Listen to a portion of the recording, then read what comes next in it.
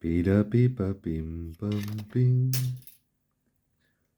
Si sal con barbes, San Antón, y si non, la Purísima Concepción. Este refrán se remonta a la historia de un pintor y, bueno, la poca importancia que le dio a los personajes en el cuadro. Es decir, bueno, como me salga. Si me sale con barba, lo pinto de tal forma que parece que tiene barba, pues vamos a decir que es San Antón. Y si sale imberbe, pues que es la mismísima Concepción, la Purísima Concepción.